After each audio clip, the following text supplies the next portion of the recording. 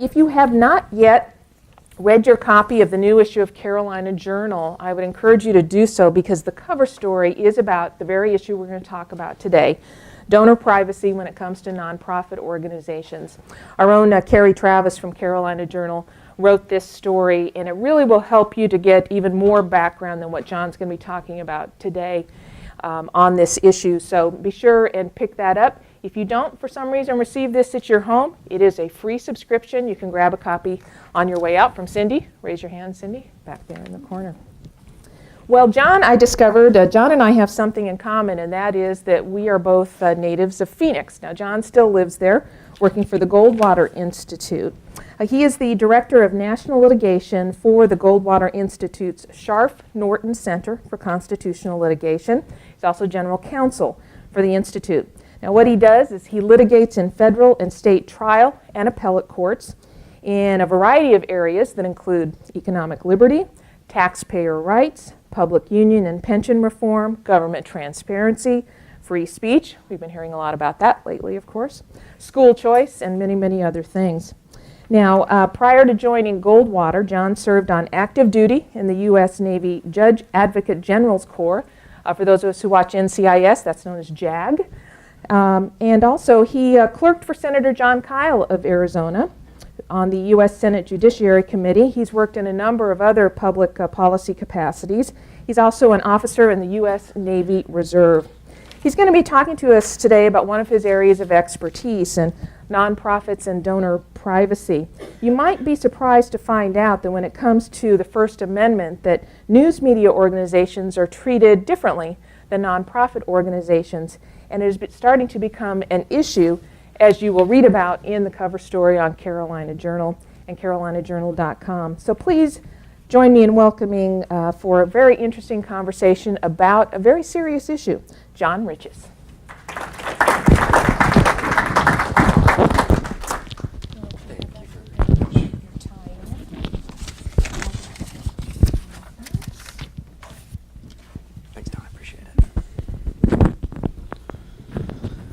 Well, thank you all for having me out. Well, you got 2 lawyer speakers in 2 weeks. This is a brave crowd. I'm glad you're going back to an alum before that. We have a quota 2 per year. 2 per, good, okay. Any more than that, and we have to find a different pool to fish out of. So thank you very much for having me. I want to talk about 2 related issues. The first, donor privacy generally, and then how media organizations are treated differently than nonprofit organizations on the very same topic. But if you'll indulge me, I think it's important to set out what the problem is and then to talk about a secondary problem, which is disparate treatment between the institutional press, the traditional media, and then organizations, nonprofit organizations that serve a very similar function.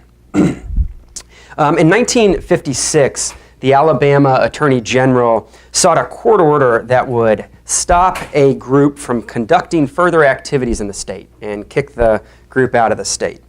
Among other things, the group had recruited members, had solicited contributions, and provided financial and legal support to students that were seeking admission at public universities. Throughout the litigation, the Attorney General demanded that this group turn over its donor list, its supporter list, the names and addresses of all of its members to the government.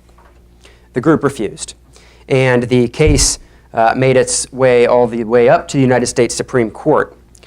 A unanimous Supreme Court struck down the state of Alabama's attempt to compel the names and addresses of members to the National Association for the Advancement of Colored People. Recognizing, quote, the vital relationship between freedom to associate and privacy in one's associations, the court reiterated a fundamental principle under the First Amendment. That is the right of all of us to privately associate and not report those associations to the government. Unfortunately, what we're seeing throughout the country is a concerted effort to demand supporters of nonprofit organizations, to demand their names and addresses and compel the disclosure of that information to the government only because they've decided to engage in charitable activities. States like Missouri, Delaware, Montana, and South Dakota, among others, have laws on the books that try and reach this information. The attorneys general in both California and New York have demanded private donor lists called Schedule B forms from nonprofit organizations, including my own, the Goldwater Institute. Even municipalities are getting in on the action. We just recently filed a case where we're representing the Rio Grande Foundation, a free market group out in New Mexico, who was subject to an ordinance that required anybody that spent more than $250 to communicate about a ballot proposition to disclose all of its donors to the city of Santa Fe. Rio Grande had posted a video opposing a soda tax, a municipal soda tax, on its Facebook page. And the city attorney in Santa Fe thought that that violated the city's campaign finance regulations, demanded their donor list. They drug the organization before an ethics panel, and they put on an expert witness from the city that said, I've reviewed the video, and in my expert opinion, it cost more than $250 to make. Interestingly, Rio Grande did not even make the video. They had a donor provide it to them, and then they just put it up on Facebook. But it shows the breadth of these demands and how they're affecting people like all of us, people who merely want to support the causes they believe in without having to worry about being harassed or intimidated. So why is this a problem? So what are we talking about? We're talking about requiring almost 1 million, and this is just 501c3s. I can talk about the difference between those and other nonprofits, but we're talking about 1 million nonprofit organizations in this country that range from local churches to soup kitchens, to schools, hospitals, art centers, research, education associations, legal aid clinics, charities, nonprofits that operate in nearly every sector of the economy. They range ideologically from the ACLU to the NRA, and they are as focused in their areas as groups that include, for example, the Special Equestrians of Vero Beach, Florida. This is equestrian therapy for people with oftentimes mental health and other sorts of developmental issues. So what we're talking about is compelling donors to these organizations to report their private information to the government. So why is this a problem? Why is it important? It's important historically and practically because of the NAACP case.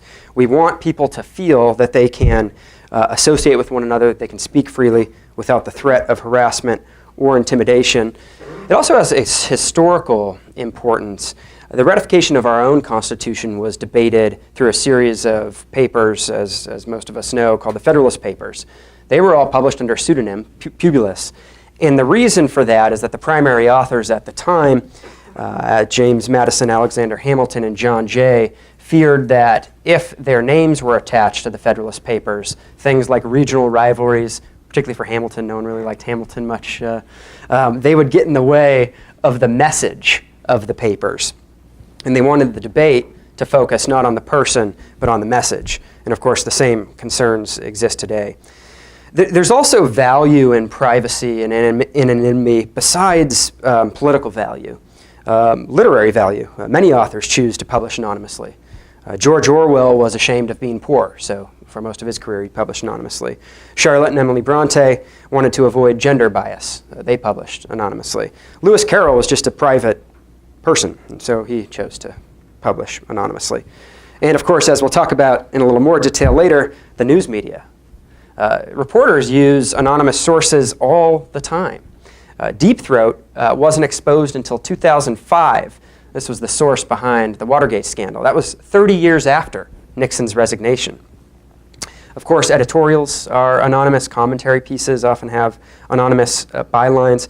But imagine the outrage if a new law prohibited anonymous bylines for a newspaper editorial, or if the government demanded a subscriber list to a newspaper.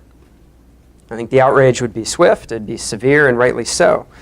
But newspapers, as we'll talk about in a little bit, endorse candidates, oftentimes with significant electoral weight. They engage in issue discussions all the time. Why are the rules applied differently to them? More practically, people want to associate privately, they want to give privately for their own reasons.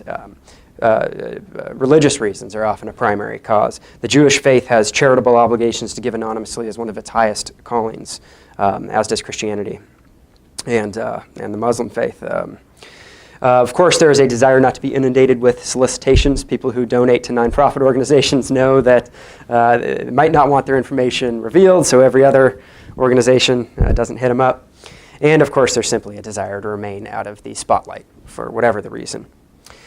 There's other problems with these donor disclosure mandates, and the most significant of them are threats of harassment and retaliation because people have elected to support the causes they care about.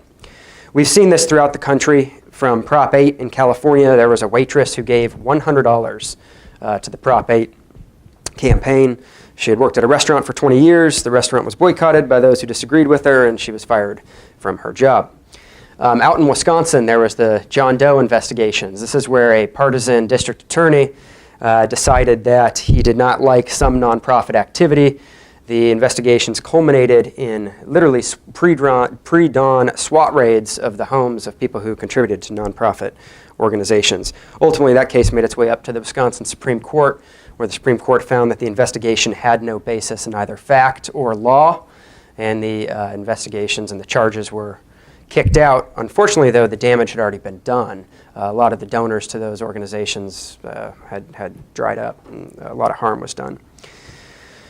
There's a third problem with these donor disclosure mandates. Oftentimes, these laws are so complex, they're so vague, that nobody really knows what's permissible and what's prohibited. So in 2011, there was a woman named Dina Calasini in Arizona, and she opposed a local bond measure to avoid more local debt. She sent an email to 23 of her friends and tried to organize them to get together and hold street signs or hold signs on the side of the street. The town of Fountain Hills sent her a cease and desist letter and told her that she was a political committee by having sent that email and was engaged in illegal activity unless she registered with the government and complied with a myriad of campaign finance obligations. In striking down Arizona's definition of political committee, federal court observed that the 183-word definition was so unconstitutionally and vague and overbroad, quote, "It is not clear that even a campaign finance attorney would be able to ascertain how to interpret the definition."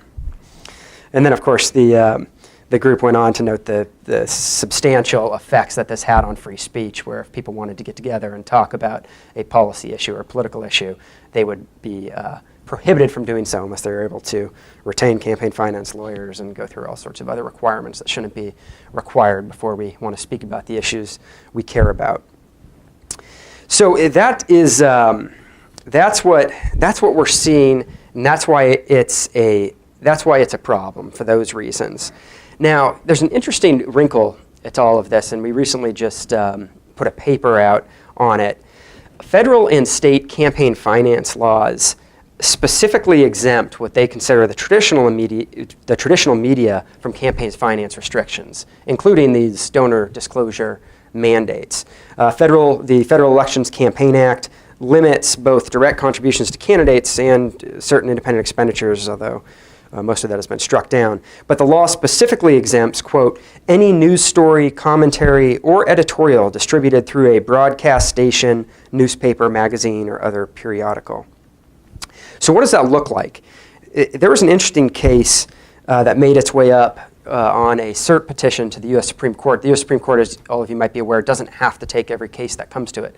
You ask the court to review your case in what's called a cert petition, petition for certiorari, and the court only grants about 1% of those cases. In 2014, a case went up on cert, and it involved a small nonprofit out of Delaware called the Delaware Strong Families.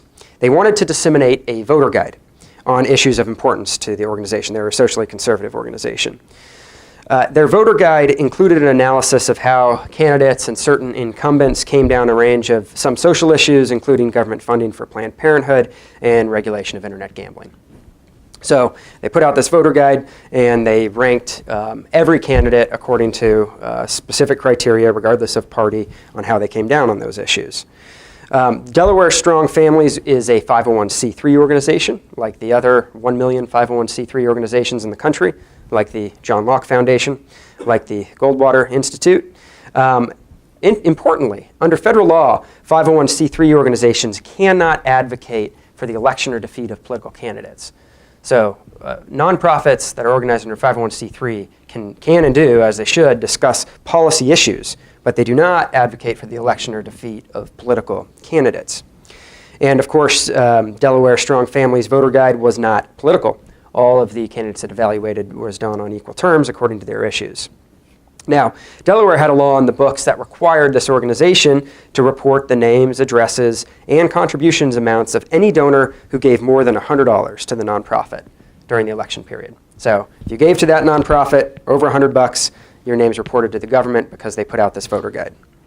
At the same time, the Delaware News Journal, this is the state's largest newspaper and one of the highest circulating in the United States, it's owned by Gannett Inc. This is a for-profit company that owns USA Today, 110 other local outlets in 34 states. The parent company reaches over 110 million readers on a daily basis. Now, the Delaware News Journal regularly endorses political candidates. They speak on political issues all the time. In 2016, they endorsed a candidate for governor, for Congress, for county executive, and mayor of Wilmington. All of their endorsements happened to be for the Democratic Party. Yet Delaware law specifically exempted that publication from its campaign finance restrictions. The law said that any news article, editorial, opinion, or commentary, provided that the communication, so it basically exempts any news article, editorial, opinion, or commentary unless the paper is owned by a political candidate. Actually, be an interesting case if a political candidate that owned and operated newspapers then ran for office. That's for another day. So in other words, a tiny nonprofit that distributed a partisan neutral voter guide was prohibited by law from supporting, which is prohibited by law, from supporting or opposing any candidates, was required to turn over the names of its donors who gave $100, while a media giant not only took positions on issues, but expressly endorsed candidates, was free to do so without any campaign finance restrictions whatsoever. Why is this a problem? There is the principled case, and then there's the practical reason why this is problematic. The principled case is this. What's the value of press? What's the value of free press in our society? I think, among other things, it's to collect and disseminate information to inform the public of the most salient issues of our time. Of course, the same can be true of any number of other types of organizations and associations. This includes academics, lecturers, and of course, it includes nonprofits. It includes social and civic nonprofits. The entire point of the First Amendment is to protect communication and association. It is not to protect one kind of communication made by one kind of industry. Here's why it's also a problem legally. The courts have basically said there are three reasons that justify compelling private donors to reveal their names and other information to the government. Quid pro quo corruption, to detect campaign finance limitations, and for an informational interest. So the first, the court has said, look, if the government wants to ensure that politicians are not corrupted, we need to know who's giving to the politicians so that we can identify quid pro quo corruption. Of course, 501c3 nonprofits don't engage in political activity of any kind. There can't be a corruption if they're not advocating for the election or defeat of any political candidates. The second reason the court has put forward is that, well, some of these laws are required to detect campaign finance limitations. So many federal laws and some state laws say that you can only give up to a certain dollar amount if you're engaging in political spending or political contributions. Of course, once again, nonprofits don't engage in these sorts of political activities, so those don't apply. And then lastly is what the court has identified as an informational interest. The public has an informational interest in knowing who donates to whom in the elected realm, and once again, this justification has only ever been upheld by the courts in the context, by the Supreme Court, in the context of campaign activities which nonprofits do not engage in. Nonprofits cannot satisfy any of these requirements under the law because they don't engage in electioneering activities. They can't corrupt a politician. They don't give to political campaigns. And a voter may have an interest in knowing who funds a political candidate, but does a voter have an interest in knowing who contributes to the NRA, to the ACLU, to Greenpeace? By the way, this is a side note, but some of the largest groups that are not required to disclose their donors to the government are not 501c3s, but C4s, which can engage in political activity as long as it's not their primary purpose. The largest of those is Greenpeace. They give tens of millions of dollars every year to political candidates and causes. But think about that. So when that group gives to a political candidate, that has to be disclosed, right? All contributions to political candidates above a certain level have to be disclosed. Anybody looking at that disclosure form, do they really need to know every donor to Greenpeace? Or can they say, okay, I can see that Greenpeace gave to candidate X, and I'm pretty sure I know what Greenpeace stands for, therefore I have a pretty fair understanding as to what the policy priorities of that particular candidate is. This is also interesting. The court some time ago developed what it called the anti-distortion rationale to justify a lot of free speech restrictions and campaign finance restrictions.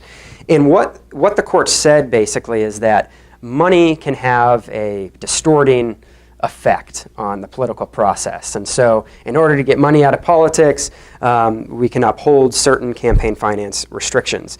Well, that's very interesting when we apply that to the world of the traditional media. I mean, the traditional media, when you talk about News Corp and CNN and its parent company, I mean, these are massive global companies that have an enormous amount of resources that can and does influence politics. Yet the court never, unfortunately never, said that those organizations were subject to campaign finance restrictions. So on the other side, what you often hear people say is that, well, the press is special, it's unique, it deserves special protection. The first problem with that is that, well, then the government gets to define who the press is. And that's a problem in and of itself. We'll talk more about that in a minute. And of course, the press clause was not meant to protect an industry. At the time, it was meant to protect a technology, literally the press. And that was merely a means to disseminate information. And that's also changing, which leads to the practical case, which leads to the practical case as to why these distinctions between nonprofits and the media are probably not going to be sustainable into the near term. We are rapidly changing the way we all communicate about certain issues. Bloggers that have massive followings, Twitter accounts with a high number of subscribers, videos online, nonprofit organizations that put out their own publications. The media is no longer just Comcast, Disney, or News Corp. And there is really no practical way to distinguish between what a very popular Twitter feed or a very popular blogger is doing and what a traditional print newspaper is doing on the editorial pages. So I think as technology progresses, we're going to see this become a problem more and more. We already are.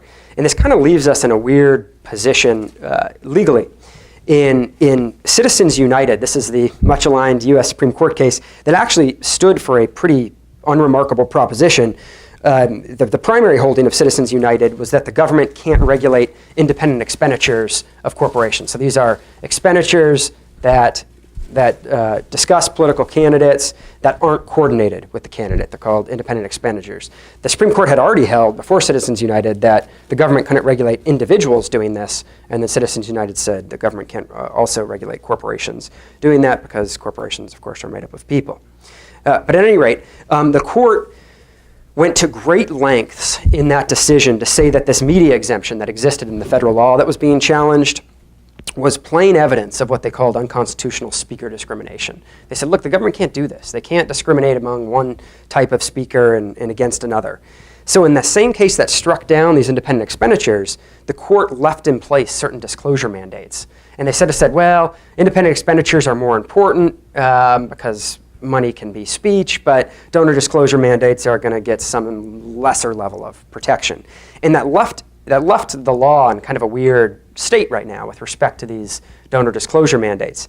What was also interesting, and the court's going to have to take this up again, this is a quote from Citizens United. It's as if they almost didn't see the disconnect. And I'll quote, "While some means of communication may be less effective than others at influencing the public in different contexts, any effort by the judiciary to decide which means of communications are to be preferred for the particular type of message and speaker would raise question as to the court's own lawful authority.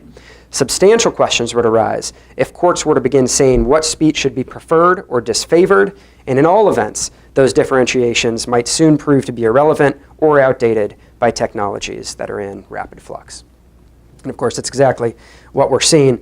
In the Delaware case, the Supreme Court elected not to take it. The Court of Appeals had upheld the donor disclosure mandate in the Delaware law.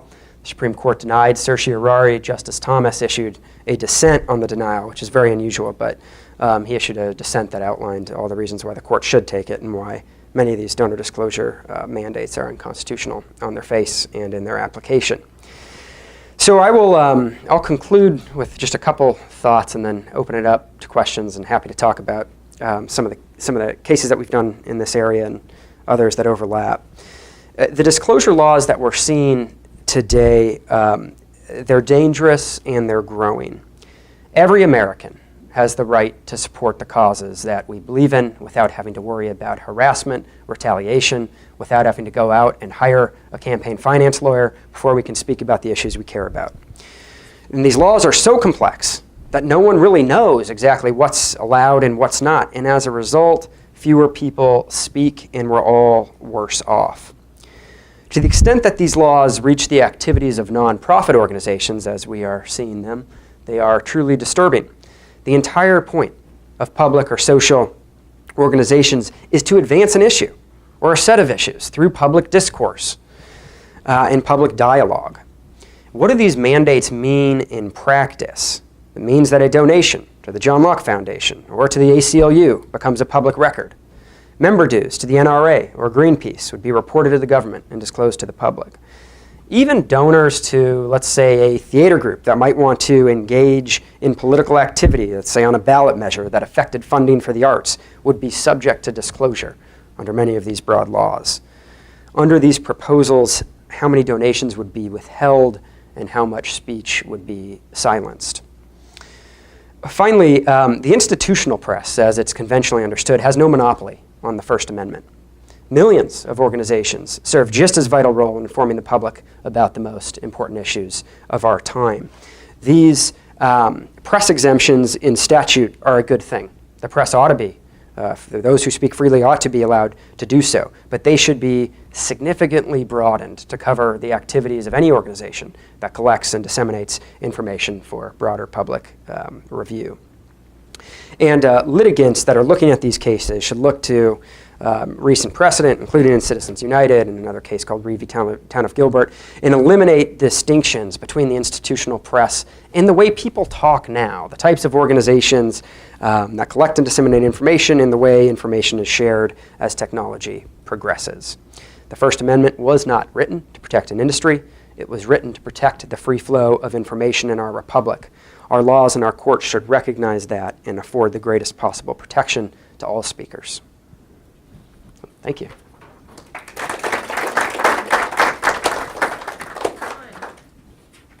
So I have a question that's sort of a penumbra or emanation of what you're talking about now. Sure. Which has to do, it's an issue that we've dealt with, struggled with, haven't really resolved here in North Carolina regarding nonprofits like the John Locke Foundation or left-wing groups that own media outlets. So what you're talking about has to do, for example, with the donor list matter, or more generally with free speech during campaigns, so they're very straightforward. We've been struggling with issues of credentialing in government buildings, access to public meetings. I assume that in theory, if you didn't have a scarce resource to allocate, if there were 50 seats in the press room, or it was easy to get on the floor of a state legislative chamber, the government really wouldn't need to worry about deciding who's going to get what slots. But once you have, in reality, you're always going to have some scarce number of seats or limited number of people can fit into a press conference room to ask questions. In that situation, since you were just talking about how the First Amendment doesn't cover an industry, it covers basically an activity. Mm-hmm. So you couldn't really legally, under the standard you're articulating, distinguish between a advertiser-funded newspaper and a donation-funded newspaper for a public radio station funded by donations versus a liberal nonprofit that has a radio network. What would be a defensible standard in that situation? Would it be first come, first served? Would it be what's your audience? So the groups that serve a large number of people are more likely to get scarce table space versus somebody who does have a blog and does have a couple thousand readers, who has a First Amendment right, but they don't reach as many people. What would be a legally defensible standard? We're struggling trying to convince state officials that there is such a legally defensible standard. Mm-hmm. In this specific context, I haven't given a lot of thought to it. I can give you what I think off the top of my head. Whatever the criteria is, has to be fair and objective and has to apply to all comers on the same terms. So, a very easy solution would be to put it in a lottery, but of course there could be other state interests that, look, we only have 50 spots, we don't want this going to a newspaper, however it's funded, with a circulation of 100 people or less, in which case they could say, look, if you have a circulation of more than a certain number of people and you can prove that, then you can be eligible to receive one of these 50 press credentials or whatever, and open it up in that way. And then, of course, we would see what we always see in cases where there's limited resources and higher demand, which is people making deals and the free market figuring it out. And if there's 3 organizations that look a lot alike, they say, all right, well, if one of us gets it, then we're all going to get together after whatever the press event is that they're covering, and we're going to talk about it, and we're all going to put it out to our readers because we think that they might have a similar interest in the subject matter. But that's interesting, and this is a particularly interesting issue where the Carolina Journal is part of a nonprofit, but it is a media. It is very clearly a type of modern media, and this is not uncommon. NPR is a 501c3 nonprofit, and they're obviously a national organization. The Texas Tribune, the largest paper in Austin, is also a nonprofit. So I don't know what happens if NPR or one of these other outlets get wrapped up in these donor disclosure mandates or other campaign finance restrictions, but we're going to see it at some point come to a head, and then the court's going to have to grapple with the idea that this is all free speech that ought to be protected. Philosophically, I think I agree with your point that freedom of the press and freedom of speech have essentially merged. It's difficult to distinguish one from the other. But just as a legal matter, it seems that they are 2 different provisions within the First Amendment, and therefore should be given separate meaning. I understand it's difficult to know. Yeah, it's a fair point. But I'd like to hear your comment on that. And then on a different direction, for the problem that you're identifying, why isn't the NAACP precedent that you referred to at the beginning the answer to the problem? Yep. To your first point, it's a very good point. So the First Amendment affords us freedom of speech and then also freedom of the press. And that goes back to one of the points I mentioned. What was the purpose of the freedom of the press? It was to protect the printing press. It wasn't to protect anybody who owned a printing press. It wasn't to protect any industry surrounding the printing press. It was to protect the way in which information at that time was collected and then disseminated. And as a constitutional matter, it's difficult for me to buy the argument that the press, however that's understood, is somehow entitled or afforded some protection that doesn't exist for anybody else. But it does. That's what the Constitution says. Well, but does the Constitution... Superfluous provision. You're right. The Constitution does protect freedom of the press, but was it protecting literally the printing press, or was it saying that the instruments we use to disseminate information to the broader public is going to be protected? And to the extent that we all do that through the internet or through other forms of communication that don't involve the printing press, that speech ought to be protected. In other words, So. there's no one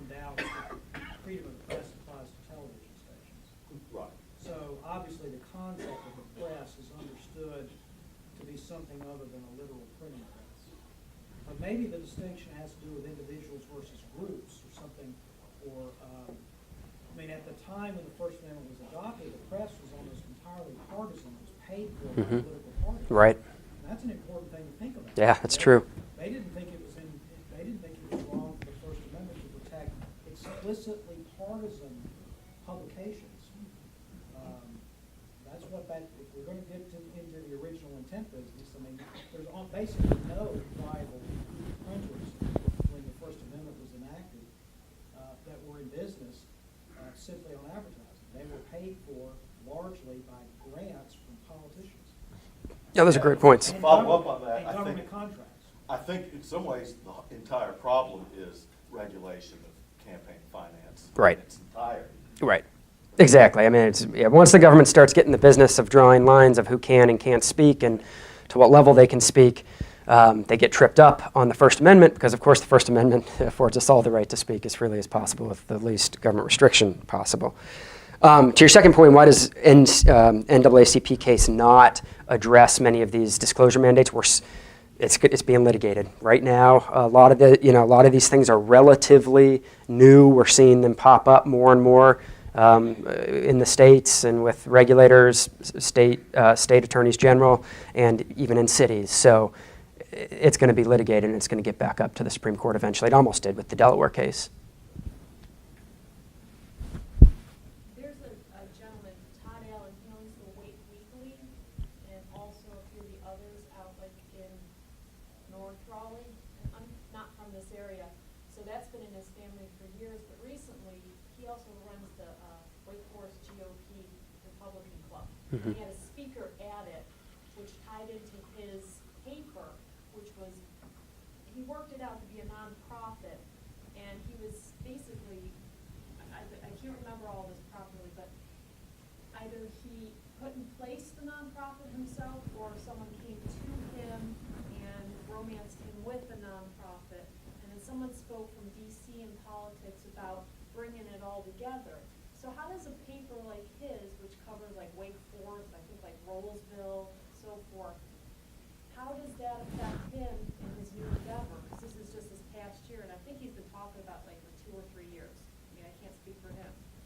But how does the regulation from law affect his nonprofit and what he has done, and then what small town papers can say and can't say? Fortunately, in North Carolina, there hasn't been these sorts of donor disclosure requirements. It's possible that there's some campaign finance restrictions that he might have to comply with on the margins. But help me understand what he started doing different from what he was doing before. I think he's like a third generation to his paper, Uh-huh. from his family. And because it was starting to get the way media is being disseminated in today's world, print is not what it used to be. And so he stepped up and came up with a better, stronger, faster idea of what to do, and is more into the new age than thinking old school. Mm-hmm. So he went forward with this thought and put this together. So I think that this is his brainchild. We have to ask Mr. Allen and see how he came about thinking about it, how he thought about doing it. But I think he did it to keep the paper alive and going. Well, that actually raises, Different angle. That was my take on it sure. when he presented it. Yeah, I mean, that raises a really interesting issue, too. I mean, what happens when the institutional press realizes that for whatever reason their current business strategy is not going to work? If a print newspaper is saying, we don't have a lot of print subscribers, but if we put this online or do it in some other format, or reorganize as a nonprofit or something like that, are we going to have a better business model? And if they were to do that and organize as a nonprofit, and if they did that in a state that had these disclosure mandates, it's possible they could get entangled in campaign finance restrictions, which is kind of the entire point as to why are we making these distinctions? They don't make sense. John, you mentioned earlier that you think this is all going to come to a head. Is there anything, a particular case or series of cases that you see that's going to force a decision? Our organization, the Goldwater Institute, litigates, and we have one case going on right now involving the city of Santa Fe. This is the one I described. Where they, so we think that one has an interesting set of facts and potentially a set of facts that could get up to the Supreme Court. The question that the court is going to have to resolve is for groups that can't engage in political advocacy and advocating for election or defeat of political candidates, but do engage in issue advocacy, including discussing political issues, policy issues, and supporting ballot propositions and initiatives and that sort of thing. Can they be treated just like any other organization that engages in express electioneering activities? And so that case has an interesting set of facts that raises that. We're just in district court. We just filed 2 or 3 months ago. So the Center for Competitive Politics, they have a couple of these cases kind of going on. Generally, they represented the families, or they represented the organization in Delaware. There's 2 interesting cases that they raise a separate issue. So the California Attorney General, Kamala Harris, now Senator Harris, who's elected to the U.S. Senate, basically said, and the New York Attorney General did the same thing. They basically said, as the Attorney General, I have the authority to regulate charities in my state. And as part of my regulatory oversight, I'm going to demand that those charities give me their private tax information that's protected under federal tax law. It's called a Schedule B. It lists every donor above a certain dollar amount to the nonprofit organization. And she just asked for this. She demanded this information and said, if you don't turn over your information, you're no longer going to be allowed to solicit charitable contributions in the state. New York did the same thing. Now this looks an awful lot like a general warrant to me. This looks like you're getting information without having to go through the proper legal channels of establishing that there's just cause to get it. So that was challenged by the Center for Competitive Politics. And I don't want to get too wonky and nerdy into the legal weeds, but the Ninth Circuit upheld that demand facially. In a separate challenge that Americans for Prosperity brought, the district court struck down the attempt because AFP could show, as applied to them, their donors would be subject to harassment and retaliation if they had to turn over this private information.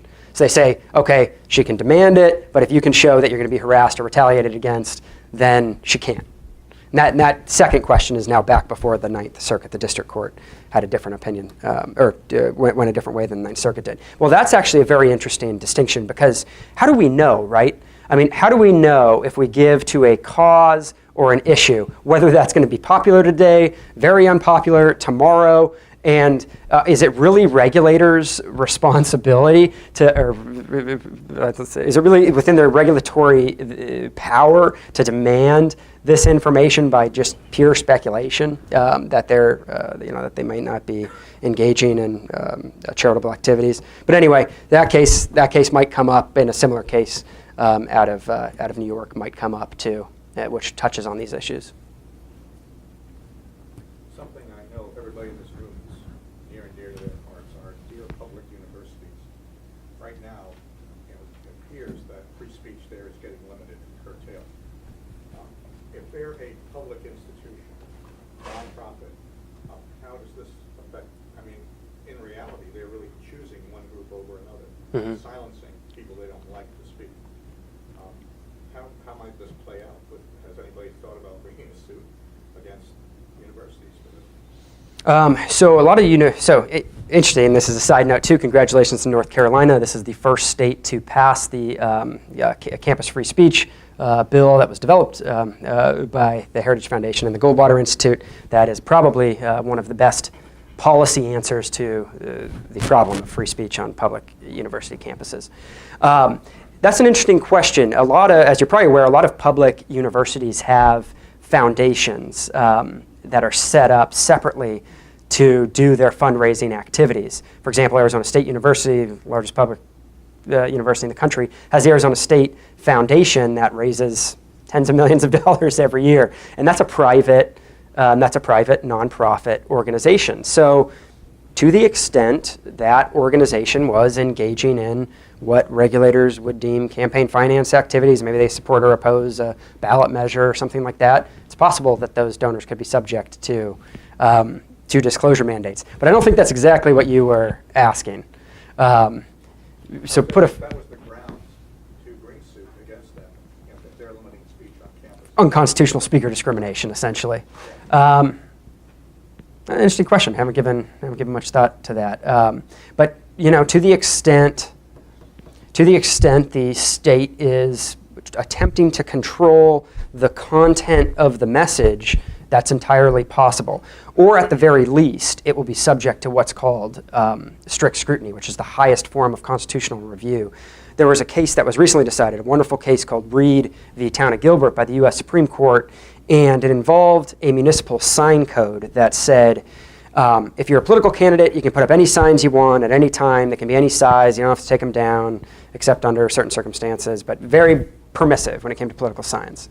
When it came to other types of signs, including directional signs to like a farmer's market, or in this case, to a church service, they said your sign can only be 6 inches by 6 inches. These aren't the specific facts, and it can only be up for 5 days, and then you got to take it down. And there was a church that challenged this and sued the town of Gilbert. Case made its way up to the U.S. Supreme Court, and they said, hey, look, we just want to advertise where our church service is. They're telling us we can only keep that sign up for a certain amount of days and all of these other requirements. They're discriminating against the message that's being conveyed, while they're allowing politicians and realtors and everyone else to do whatever they want. And the Supreme Court said, yeah, you're right. If there's any type of, in this case, municipal ordinance that discriminates against the message being conveyed, it's what's called content-based and subject to the highest degree of scrutiny that courts subject laws to, and in most likelihood, in most cases, will be struck down. Strict scrutiny is strict in theory, but fatal in fact is what they say. So to the extent you can prove a university is engaging in content-based restrictions, it's possible that those restrictions ought to be subject to strict scrutiny and very vulnerable to constitutional challenges. On the donor exposure issue, have there been any churches that have had to deal with this? Certainly, probably people can make arguments that there's political speech in the pulpit. Has that been an issue? Have any churches had to?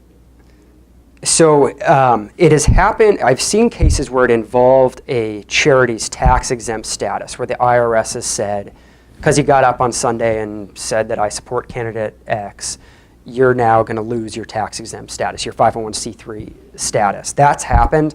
I have not seen, although it would be very interesting to see, the government saying that, nope, you got to give us the names and addresses of everybody who supports the church through one of these campaign finance restrictions. Tell you what, that would be a very bold regulator to try and do that, and that would be immensely susceptible to challenge for all the reasons we talked about. All right, last question. I'm just going to, does anybody else have one? What is a lot of the motivation for the regulation, it seems almost like a phobia from Jill Abramson, those types about dark money and rich people, just wanting to police that to the maximum extent. Yeah, I think that's where it's coming from. But of course, I think it's a misunderstanding as to what's happening when you look at all. So let's just take political contributions, because that's the easiest thing for the government to justify. When you look at direct contributions to political candidates, the amount of money that comes from 501c4s and C3s is far less than 5% in the latest federal elections. So we're talking about a tiny slice of the pie. And again, all the money coming from these groups are groups that everyone basically knows. It's coming from Greenpeace and the NRA. And if they're given to a candidate, that's disclosed. Does anybody know? Does anyone not know what those organizations stand for? But that's what they're using as in my opinion, they're using this dark money moniker as a cover to go after their political opponents, or who they deem to be their political opponents. Jon Riches with the Goldwater Institute. Thank you, gentlemen. Thank you very much. Thank you.